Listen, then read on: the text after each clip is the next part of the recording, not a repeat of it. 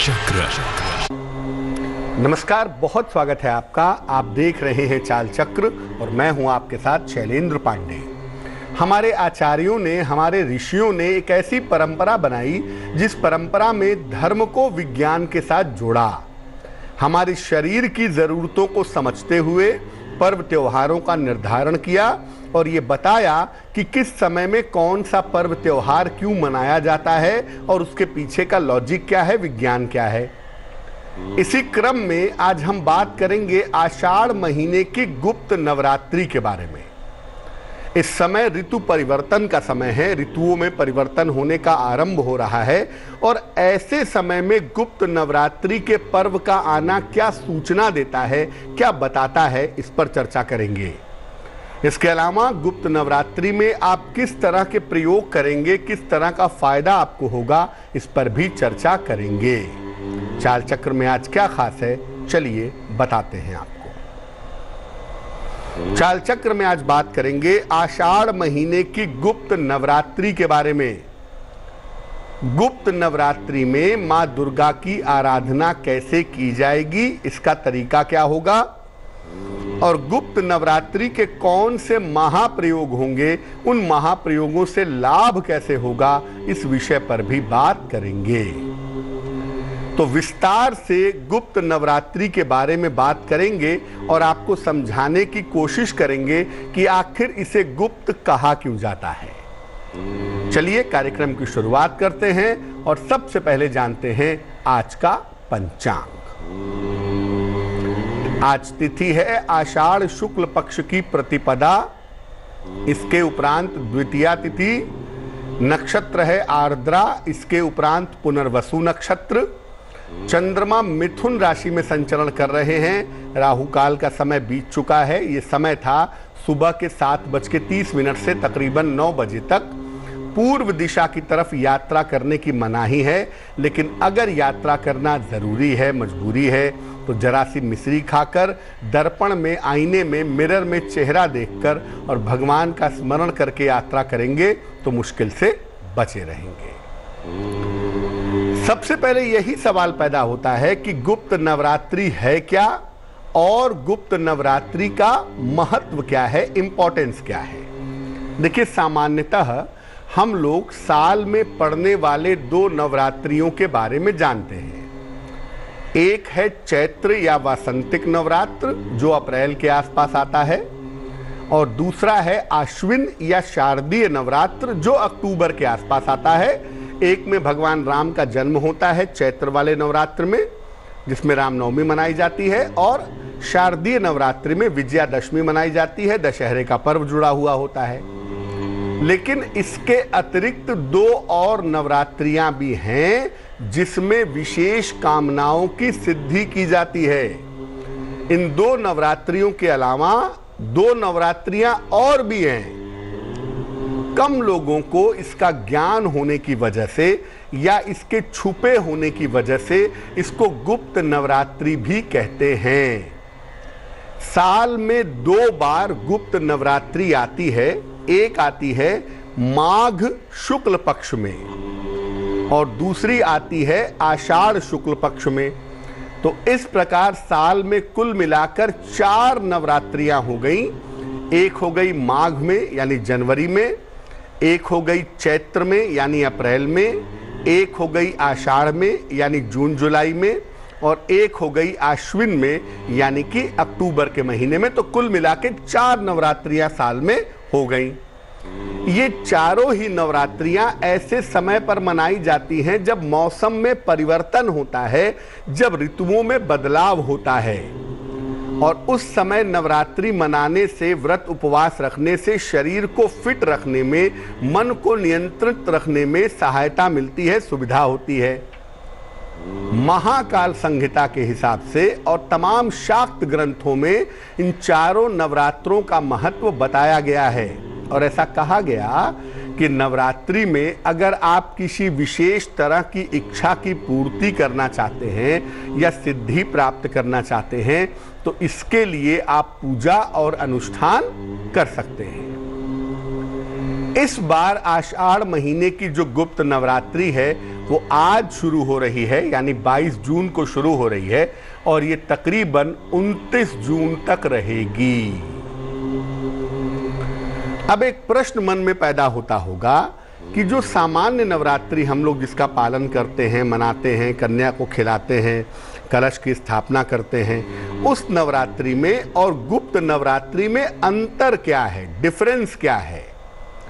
देखिए, सामान्य नवरात्रि में आम तौर पर सात्विक और तांत्रिक दोनों पूजा की जाती है। जो सामान्य नवरात्रि होती है जिसमें हम नव दुर्गा की उपासना करते हैं, वो सात्विक पूजा है, वो भी करते हैं, और जो तांत्रिक पूजा है, तंत्र साधना है, वो भी की जाती है।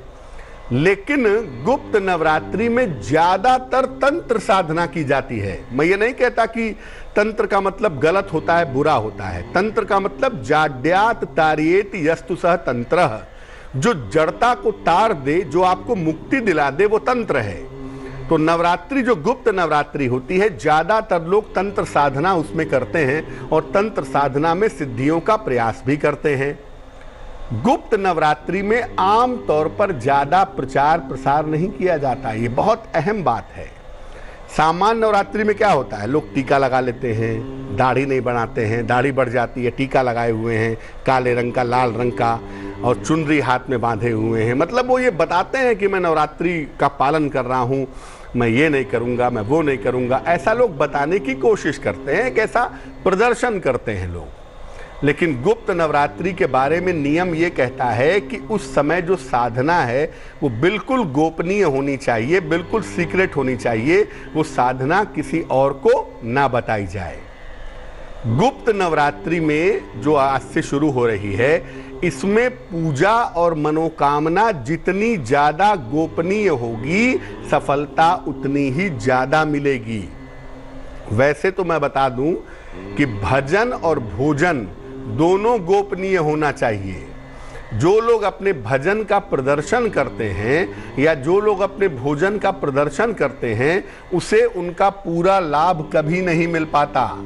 अपने भजन और भोजन को जितना आप गोपनीय रखेंगे, आपके लिए उतना ही ज्यादा अच्छा होगा, सामान्य पूजा में भी। लेकिन गुप्त नवरात्रि में तो ये शर्त है ही कि आपको अपनी पूजा उपासना गोपनीय रखनी है, गुप्त रखनी है। जितनी गुप्त रखेंगे, फायदा उतना ही ज्यादा होगा। अब ये जानते हैं कि गुप्त नवरात्रि में मां दुर्गा की पूजा, देवी की पूजा कैसे करें। आप चाहें तो 9 दिन के लिए कलश की स्थापना कर सकते हैं। गुप्त नवरात्रि में भी कलश की स्थापना की जाती है। अगर कलश की स्थापना की है तो दोनों समय मंत्र का जप करें, दुर्गा चालीसा पढ़ें या दुर्गा सप्तशती का पाठ करें। दोनों ही समय आरती भी करें और दोनों ही समय माँ दुर्गा को भोग भी लगाएं। वैसे सबसे उत्तम जो भोग माँ दुर्गा को लगता है वो होता है लौंग और बताशा। तो लौंग और बताशे का भोग लगाएं और माँ की जब पूजा करें तो उन्हें लाल फूल अर्पित करें। शाक्त की परंपरा है, 3 परंपरा है ना बेसिकली, शाक्त परंपरा, शैव परंपरा और वैष्णव परंपरा। वैसे तो गाणपत्य परंपरा भी है, सौर परंपरा भी है, लेकिन शाक्त परंपरा में लाल रंग का विशेष महत्व है। लाल रंग का प्रयोग शाक्त परंपरा में बहुत होता है। और जो शाक्त परंपरा के लोग हैं वो लाल तिलक लगाते हैं गोल, अगर आपने देखा हो तो। खैर, तो माँ की जब आप पूजा करेंगे तो उन्हें लाल फूल अर्पित करेंगे। चाहे तो लाल फूल वास्तव में चढ़ाएं अगर मिल जाएं तो, नहीं तो मानसिक रूप से भी आप काल्पनिक फूल बनाकर भी माँ को अर्पित कर सकते हैं।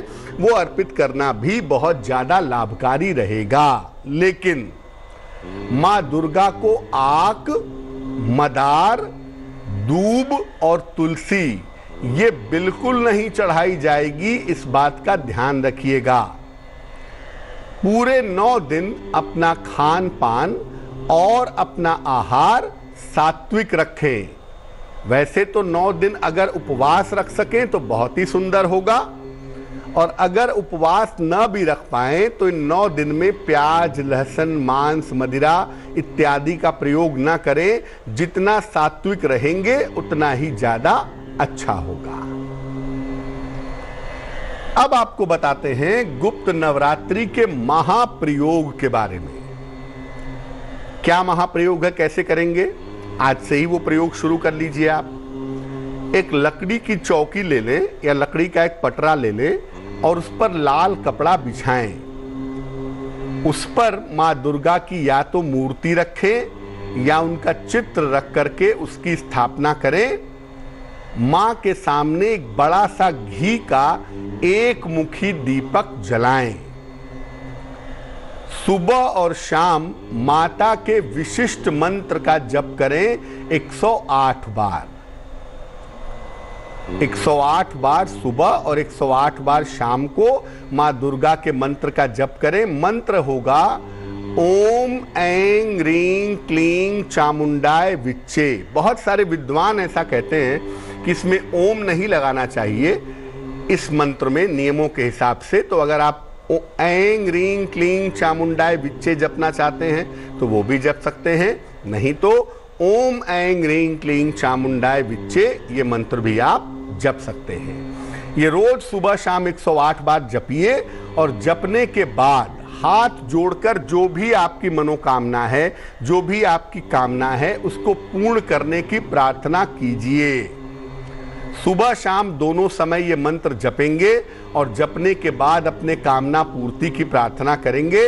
और जो घी का दीपक जलाया है कोशिश करिए कि वो 9 दिन तक ना बुझे, लगातार जलता रहे। अगर आप ऐसा करने में सफल हो जाते हैं गुप्त नवरात्रि में तो यकीन मानिए यम यम चिंतयते कामम तम तम प्राप्नोति निश्चितम।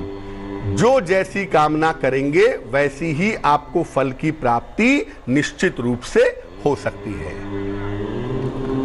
दुर्गा सप्तशती का पाठ भी आप नियमों के हिसाब से गुप्त नवरात्रि में कर सकते हैं। और अगर आप साधना करना जानते हैं, शाक्त परंपरा जानते हैं, तो भैरवी चक्र पर बैठकर भी साधना की जा सकती है। ना तो हमारा विषय है भैरवी चक्र के बारे में बताने का और न ही यहाँ बताना संभव है, लेकिन अगर आपको साधना करने आती है, माँ दुर्गा की साधना करना जानते हैं, शाक्त परंपरा में दीक्षित हैं, तो भैरवी चक्र पर बैठ करके गुप्त नवरात्रि में अगर आप माता की उपासना करते हैं तो आपके लिए बहुत अच्छा रहेगा। वक्त एक छोटे से ब्रेक का हो गया है, लेकिन ब्रेक पर जाने के पहले जान लेते हैं कि आज की जिज्ञासा क्या है। क्या गुप्त नवरात्रि में भी खान पान का परहेज करना जरूरी है? जो पालन कर रहे हैं वो तो परहेज करेंगे ही, लेकिन सामान्य रूप से एक आम आदमी को क्या गुप्त नवरात्रि में खान पान में परहेज करना चाहिए? इस महत्वपूर्ण प्रश्न का उत्तर देंगे एक छोटे से ब्रेक के बाद। भविष्यवाणी चाल चक्र, चाल चक्र। स्वागत है आपका ब्रेक के बाद। ब्रेक पर जाने के पहले हम गुप्त नवरात्रि की बात कर रहे थे। इस समय एक दर्शक जुड़ गई हैं हमारे साथ, सृष्टि हैं समस्तीपुर बिहार से, उनसे बात करते हैं। सृष्टि बताइए। प्रणाम पंडित जी। नमस्कार, बताइए। जी पंडित जी, मेरा जन्म तिथि है 29 नवंबर 1998। समय बताइए सृष्टि। रात को 9 बजे। कहाँ पे जन्म हुआ है? समस्तीपुर पटोरी। पूछिए, क्या सवाल है? जी, मुझे अपने करियर के बारे में पूछना था। मैं 10th क्लास के बाद पढ़ाई नहीं कर पाई। बायो से 12th में 2 बार मुझे नेगेटिव रिजल्ट आए और मुझे संगीत में बहुत ज़्यादा इंटरेस्ट है और मैं उसी से आगे बढ़ना चाहती हूँ, लेकिन मुझे कुछ ज़्यादा सपोर्ट नहीं मिल पा रहा है। मैं बाहर जाके संगीत सीखना चाहती हूँ, गांव में साधन नहीं है, उपलब्ध नहीं है, तो क्या इससे मैं आगे बढ़ सकती हूँ पंडित जी? कुंडली कर्क लग्न की है, राशि मीन बनती है आपकी। महादशा इस समय केतु की चल रही है और अंतरदशा आपकी चल रही है इस समय शनि की। देखो सृष्टि, इस कुंडली में शिक्षा की स्थिति वैसे भी बहुत अच्छी नहीं है, लेकिन शुक्र और बुध का कॉम्बिनेशन भी है और चंद्रमा मीन राशि में विद्यमान भी है, लग्न भी कर्क है। तो कुंडली में कला संगीत की जो स्थिति है, आर्ट की जो स्थिति है, म्यूजिक की जो स्थिति है, वो काफ़ी अच्छी है। इस दिशा में आप कोशिश कर सकती हैं और अगर आप कोशिश करें, इस साल तो खैर कुछ होता हुआ नहीं दिख रहा है, बट अगले साल 2021 में फरवरी के बाद इस बात की संभावनाएं ज़रूर बनती हैं आपके लिए कि आप संगीत के क्षेत्र में थोड़ी पढ़ाई लिखाई कर पाएंगी और आगे इस क्षेत्र में अपना करियर बना सकती हैं।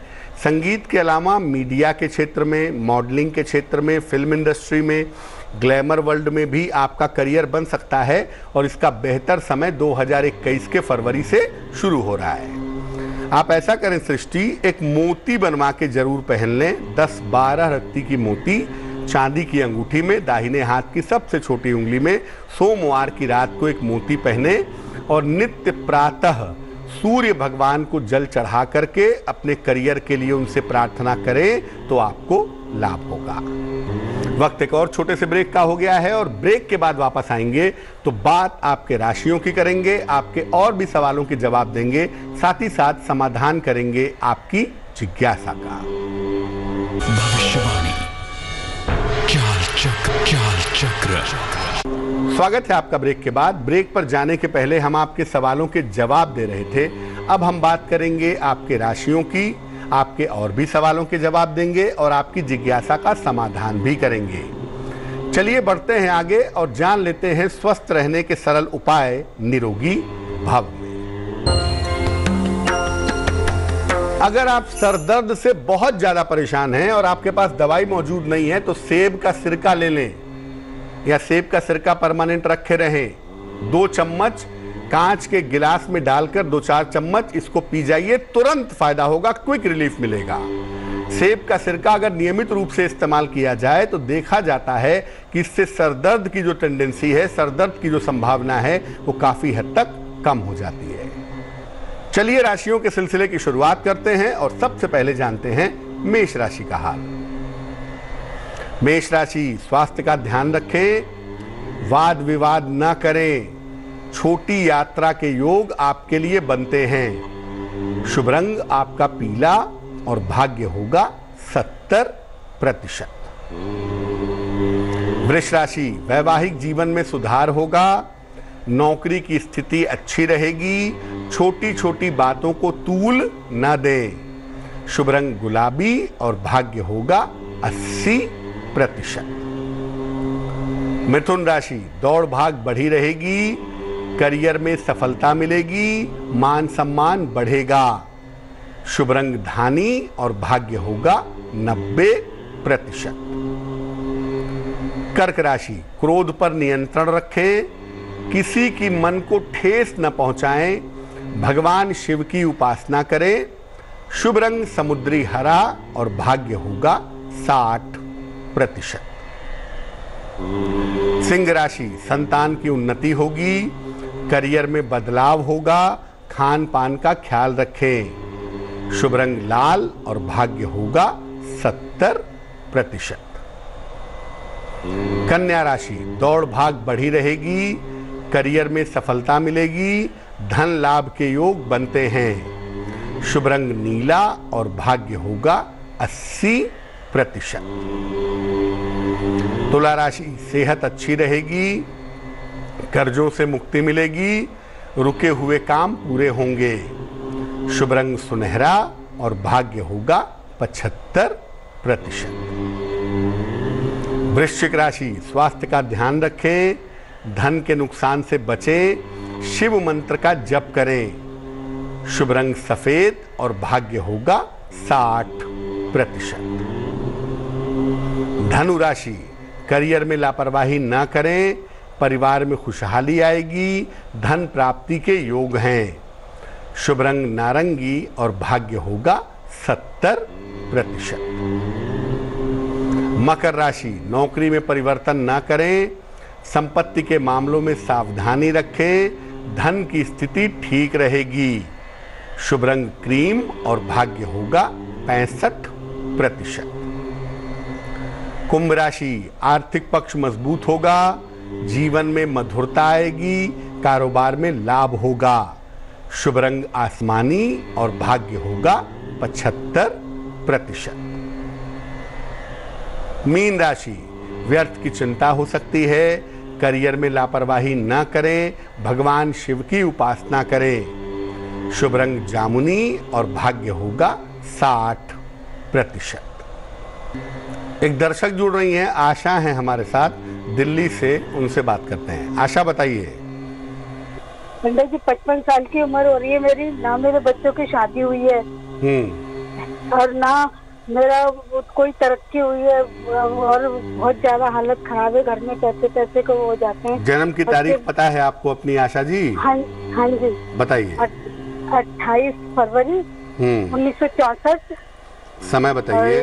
शाम 7 बजे। कहाँ पे जन्म हुआ है आशा जी? दिल्ली में। और पंडित जी मेरे रिश्ते बड़े खराब हो जाते हैं। मैंने अपनी ससुराल में इतना अच्छा बरता है, मेरे को इतने साल हो गए, फिर एक नई बहू आई है, उसने आके मुझे एक ऐसा इल्जाम लगा दिया, मैं बहुत परेशान रहती हूँ।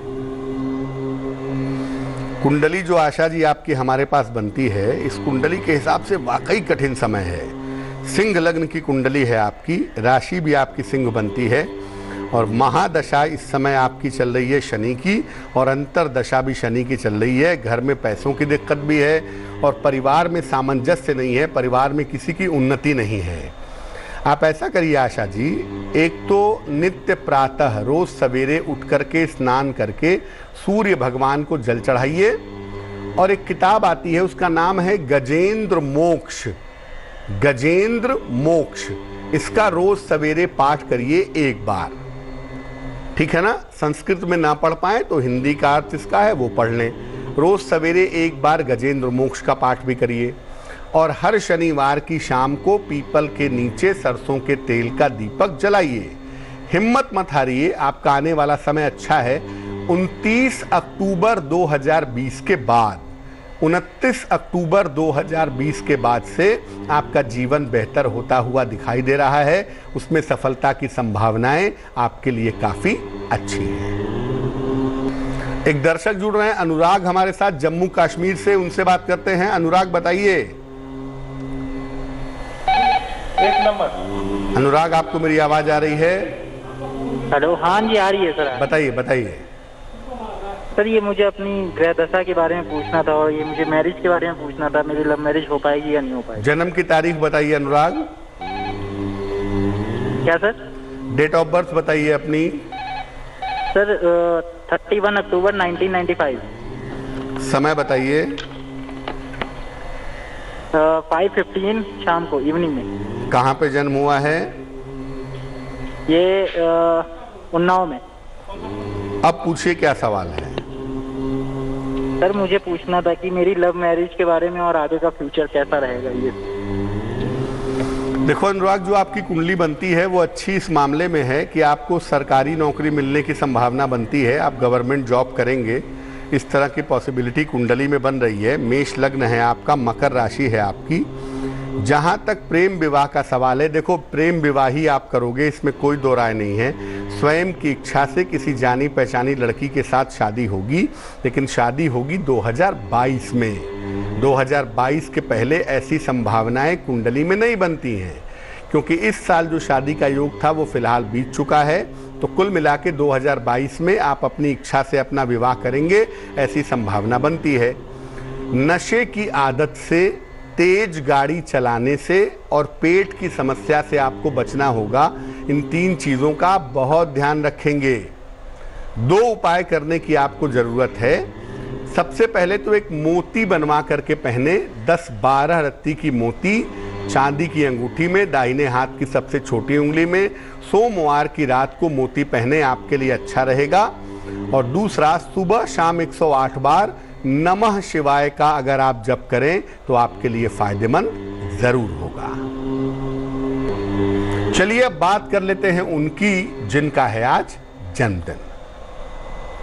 जिन लोगों का आज जन्मदिन है उन्हें हम सबकी तरफ से जन्मदिन की हार्दिक शुभकामनाएं। आने वाले साल में आपके रुके हुए तमाम काम पूरे होंगे। धन से जुड़ी हुई तमाम समस्याएं आपकी दूर होती जाएंगी। संपत्ति और वाहन के लाभ का योग आपके लिए बनता है, लेकिन स्वास्थ्य में थोड़ी सी दिक्कतें इस साल में दिखती है, थोड़ा ध्यान रखिएगा। थोड़ा उतार चढ़ाव रह सकता है। क्या करना चाहिए? पूरे साल भर शिव मंत्र का जप करें, नमः शिवाय का पूरे साल भर जप करें तो बहुत अच्छा रहेगा। चलिए अब जान लेते हैं आज की जिज्ञासा और उसका समाधान। आज की जिज्ञासा है कि क्या गुप्त नवरात्र में सामान्य आदमी जो नवरात्रि नहीं मना रहे हैं, क्या उन्हें भी खान पान में परहेज करना चाहिए? देखिए, नवरात्रि जो है वो ऋतुओं के संधिकाल में मनाई जाती है, यानी एक ऋतु खत्म होती है, दूसरी ऋतु शुरू होती है। इस समय शरीर में तमाम तरीके के परिवर्तन होते हैं। मौसम के बदलने की वजह से लोग बीमार भी पड़ते हैं। गुप्त नवरात्रि में भी शरीर को स्वस्थ रखने के लिए खान पान और उपवास का ध्यान रखना चाहिए। गुप्त नवरात्रि का जब समय चल रहा है तो इसमें कम से कम 1-2 दिन उपवास रखें या पूरे 9 दिन उपवास रखें। प्याज, लहसुन, मांस, मदिरा इत्यादि का प्रयोग इस समय में ना करें। चलिए अब जान लेते हैं आज के शुभ पहर का समय क्या है। आज का शुभ पहर है शाम को 7:30 से रात के 9 बजे तक। इस समय में भगवान शिव की आरती करें, इससे आपके स्वास्थ्य की समस्या कम हो जाएगी। लेकिन करेंगे शुभ पहर में ही, और वो समय होगा शाम को 7:30 से रात के तकरीबन 9 बजे तक। तो आज के लिए चाल चक्र में बस इतना ही। लेटेस्ट खबरों के लिए यूं ही देखते रहिए तेज, और इस वीडियो के पसंद आने पर लाइक, शेयर एंड सब्सक्राइब करना ना भूलें।